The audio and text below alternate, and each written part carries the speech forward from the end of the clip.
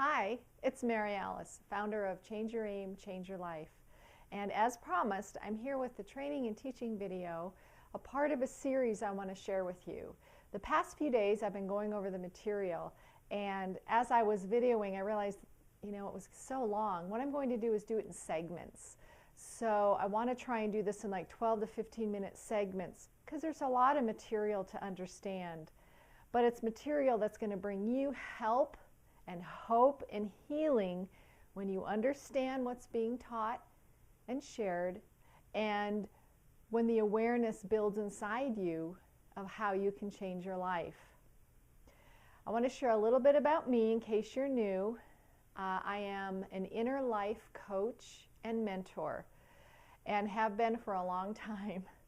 I just put words to that now, and I am certified, by the way, but realizing that over the years of my struggles and my changing and my therapies and my reading and education and everything else, my experience has brought me to this point in life to share with other women who have been abused as children how to move on in life.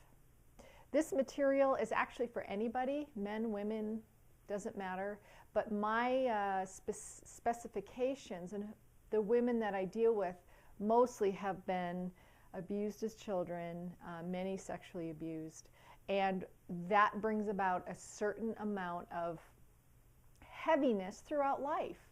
It builds a hidden shame within us, and that's exactly what I'm going to talk about. Through this series, I'm going to discuss the biological and neurological, physiological, spiritual aspects of the dynamics of the psychology of what goes on. What is our mind? When someone asks you what is the mind, how can you describe that? Well, it makes up who we are, doesn't it? Our mindset, our belief systems and everything. What I'm going to do now is I want to share with you a diagram about that kind of describes the mind. And it's been around since the 1930s. A doctor had developed it to help describe our minds. Now, perhaps there are other aspects of that, and when I come across, I'll be glad to share it with you. But this one is really, really good. I feel like it's one of the better diagrams. And other people have used it across the years. I know Bob Proctor uses it a lot to discuss the mind and how he shares it in his teachings. I go a step further and I incorporate our heart and our spirit life. So let's get started. I'm so glad you're here. I'll take my little sign down. And okay, here we go. Here's a little diagram of the mind.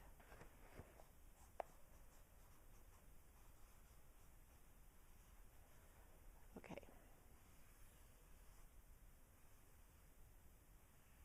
I'm drawing a little stick figure, as you can see. I call him Stickman Sam or Stickwoman Samantha, whatever you want. Here is our heart, in case you're wondering.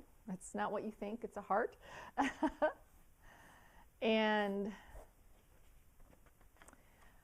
kind of had a little lower, it's kind of in the gut area, but I think you know what I mean.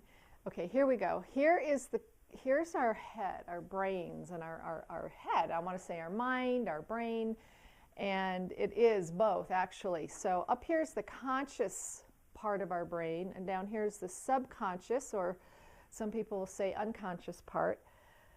You've heard me say time and time again, you are not your past. Please keep that in mind as I go through this material. You are not your past. And you've heard me say also how we live by default. It's been researched that 97% of our daily life is lived by default mode. And in some ways that's awesome. It's wonderful. It gets us to where we want to go. We might not remember how we got there, but our subconscious took over.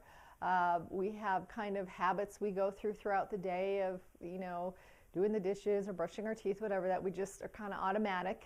That's there. And those are good things. But what I want to share with you are some of the more difficult aspects that are hidden in our subconscious. And this is how it goes. So here this pretend this is a baby, comes into the world. And my belief is, we're spirits in this, souls in a human form, okay? And through this is really love. I think we're all encased in love. That's me personally, that's my opinion, that everything on this planet is created out of love. So we come into this world and we have our conscious awareness as a baby is limited, as you can imagine. It does come hardwired a little bit with the genetics of the mother and the father and the generations before that. The reflex mode to help the child to cry when it's hungry and move around and get the muscles going and exercised and coordinated. So there are basics part of the consciousness that are there. And learning the awareness of focusing, learning to use the eyes and honing in on hearing and things that they hear, the footsteps of the parent coming in the room and those types of things. So, but basically the subconscious is pretty open. It's a wide open sponge there. We've heard people say, they absorb things like a sponge. Well, this is true. So the subconscious is pretty much empty. I believe the base of it is a concept of love that's not quite developed because it's not understood yet. So I'm going to give a couple scenarios of this child, okay? First scenario, the parents here, the mom and the dad, are loving, caring, attentive, nurturing parents, and the child is fed and clothed and diapered and loved and cooed on and read to and sung and taken on walks and just cuddled, and great, kind of a really great beginning. So this child has a great beginning, and the subconscious is happy, feels secure, it's developing a sense of trust. That's not to say this child doesn't toddle around and fall and cry, or the parents make mistakes once in a while, but on the whole, in general, the child is loved and feels loved and secure.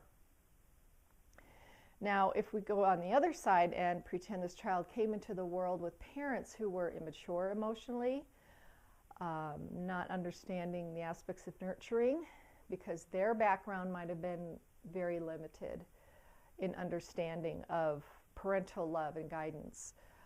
Perhaps the parents, one or the other, is addicted to alcohol or prescription drugs, or one or the other is mentally disabled, not disabled, but maybe a mental illness that comes into play and plays a part in the child's development of insecurity.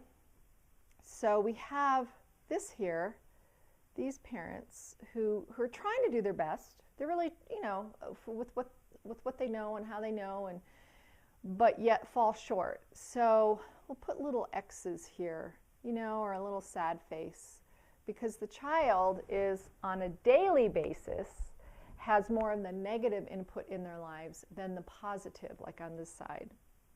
So all the belief systems, all the habits, all the words, all the things that the parents and relatives or whoever around them are helping raise this child this child's input is all this stuff, and it could be some happy, some negative, distributions here of pain, maybe a happy birthday, a nice memory of that, a nice toy being given, a nice memory of that, love from maybe grandparents, but the parents aren't doing so well. So you have this combination, okay? And let's say in another aspect, this child is really hurting, and there's a lot of negativity going on, perhaps a lot of fighting. You have a lot of fighting. Let's say the child grows up hearing nothing but fights about money. There's never enough money, and I can't get a job, and I'm not good enough, or the government this, or they fired me, and blame, blame, blame. And they develop this, they hear over and over the blaming aspect. So we'll have, like, here's a money mindset that's already in the negative, because this child feels like they're not, first of all, low self-esteem, being brought up in a family in this way, plus the negative aspect of money, which relates to the self-esteem because of the parents, how they relate to it. Let's say you have parents who happen to be in a religion that's very toxic, very harsh or militant, very authoritarian. So that child has an aspect of God that is really negative because God is punishing, God is scary, you're going to go to hell, it's us against them, and we're right and they're wrong, and they're going to go to hell and we're not, we're going to heaven. I mean, it's all this like very polarizing aspect of who God is. I mean, you can make your own assumptions too. But what I want to talk about is the seriousness of when a child is exposed to someone who's sexually abusing them, physically abusing them, and it creates these big blocks of X's right there in their life, in their subconscious. It kind of outweighs the good stuff, the happy times, the good memories that they might have had. And what happens, what develops is this vortex of shame. Okay, there's this hidden shame that develops in the subconscious. So the child develops coping mechanisms to get through their life, their daily life of going to school and having friends, keeping a scary secret, maybe they're threatened. So those of us who were in this situation as children, it's extremely frightening. You don't know who to talk to, you don't know who to trust. You don't know what's going on. You know it's wrong. You feel it in your gut. Your intuition says, this is crazy. Why is this happening to me? But as most children do, is anything that happens negatively in their life, they think it's their fault and they think they're a bad person. And when that happens, that cloud of shame develops, okay, into the subconscious. Developing coping mechanisms to get through in life, and that could be anything depending on their personality. Some children grow up very angry and agitated. Some become, will just hyper-focus on something and stay focused on that to be the best, to prove that they're okay, and they go all out, and they're the consummate A+ student, and they're constantly striving to do more and do better because they need that. Now, please understand, these are general statements. I'm not saying everybody who's a wonderful student A+ has been hurt or abused in any way. I'm just saying that's one of the coping mechanisms. Another is anger. Another is being extremely shy. I was so shy as a child, I'd hide behind chairs. When my parents had guests over or relatives came, I would hide because I didn't trust anybody, and I felt so vulnerable. Sorry, you could tell. But the wonderful news is all these coping mechanisms that we brought into our adulthood can change. We don't need to live that way anymore. So here we have the subconscious. And again, we have the happy family, which is great, and things happen here and there. But because of the consistency of the love and the nurturing and the education and exposure to a great life and challenging situations that they get through together as a family. I mean, that's really excellent. What I'm focusing on is the aspect of every single day, the repetitiveness of the negative aspects of growing up. So this child has been exposed to a lot of negativity, a lot of pain, a lot of hurt, confusion, building up ambivalence toward their parents. Children need their parents, but they're so afraid to be vulnerable with them because of what might happen. And a lack of trust that's developed. So, there it is. What happens is, this seeps up into the brain area, okay? So as the child grows and learns to think and learns to understand some feelings, and they're building their little neural pathways in the brain like this that develop habits. So they take on the belief systems, the pain, the anguish, the pain that happened to them, negative aspects of life, maybe hearing the news in the background all the time, or you name it. And you could probably put yourself in a situation where you can relate to it in your own childhood. So I just have a few more minutes. I'm looking at my clock, so I don't want to make this too long. And then I'll go on to the next section for tomorrow. So here we have, okay, so all this goes up here. By age 7, boom, the subconscious is kind of, it's set. The brain is set, subconscious is set. So the outlook of life for this child is not that great. I mean, most of us struggle through. We do our best. We're pretty much kind people, helpful people, but we develop codependency issues. We become addicted or marry someone who's addicted. So we carry on the aspect of what we learned in our family. So we live by default mode, which is right here. Remember, 97% of our day, for most of us, we live by default mode. Our reactions, our thoughts, we have hundreds of thousands of thoughts that run through our mind every single day. So that comes from down here. And if that is not tended to, and if you don't understand the concept of what's all stirring around in the stew pot down here of our subconscious, you know, it could be good things, could be bad things, but for the most part, there's a sense of fear, there's a sense of going after what you really want in life, there's a sense of really low self-esteem, a sense of never measuring up, a sense of us and them, that, oh, poor me, and we begin to have this victim mindset and tending to blame situations, people, governments, corporations, whatever, instead of taking 100% responsibility for our life. This is where awareness comes in. Because if we're not aware of this happening and that we're living our life down here most of the time, as it seeps up here and begins to have these habits developed of our way of thinking, the way we see the world, the way we see ourselves, and the way we see other people. So the awareness is to understand this, that we don't need to live like this constantly, in fear, with low self-esteem, with criticism of ourselves and other people. This can change. And as adults, what happens is, and this is what I'll share in the next video, is it begins to change from the top down, okay? When we're young, it's from the bottom up.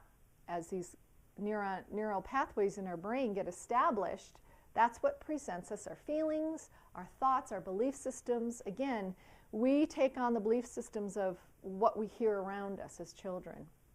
As we get a little older, we might think differently and begin to believe other things. But no matter what it is, it still is encapsulated in the subconscious because we live it every day by habit. So we're going to get to the heart aspect in a little while, but I just want you to have this much information now, and I want you to really think about this. I really want you to think about your upbringing. What was presented to you when you were a child? And some things we probably don't even remember. You know, when we're toddlers, we don't quite remember, but we have a feeling, and we have ideas, and we wear the colored glasses that were presented to us of how we think of the world. And it can be a pin dot. We can just go, well, this is my world, and this is it, and this is who I am, and love me or leave me, and I can't change. Well, those are just excuses because you believe that you can't change. You believe that that's just who you are and you'll never change, but that's not true because you can. And there are a lot of wonderful ways that we can change. So, and it begins with, and I just want to say this, I have one more minute. It begins with understanding that you need and have to love yourself and understand your worthiness in this world before you can move forward in a successful way. Yeah, we can muddle through life and live a mediocre life, you know, that's this right here. Or we can change this and change the neural pathways in our brain and change our belief systems about ourselves and live a more fulfilling life, which makes us more loving, makes our light shine in the world, and makes life so much better. So here's what the recap. We have control over this in our minds. We have control over it. Does it take work? You betcha. Does it take practice? Yes. But it sure is much better living that way and becoming and developing wonderful habits and belief systems about ourselves and feelings and outlooks than living this way and struggling and feeling like you're walking with lead weights in your life and not sure who you are, what you're worth, why you're here. So the next segment, we're going to talk about how we can change that. Now again, this is simplistic. And when I do my seminar work, we go into more detail and we break into groups and we have a great time, and very similar to when I did support group for women. I like to keep them small and keep people together and building trust with one another and sharing. But right now, through this video, I don't want it to be impersonal, but it's the best I have right now to get across to you some of this wonderful teaching and training that I know helped flip my life inside out and upside down. And I've been in therapy and I've been in groups, and it's been wonderful for me over the years, and I highly recommend that. But understanding this information made it that much better. So I hope this has helped you. If you need any questions answered or you have comments, please email me at maryalice.changeyouraim@gmail.com, and I'll be glad to assist you. Until next time, thank you for joining in to Change Your Aim, Change Your Life, because that's exactly what we're going to do. We're going to talk about the aim next time. Take care. Bye.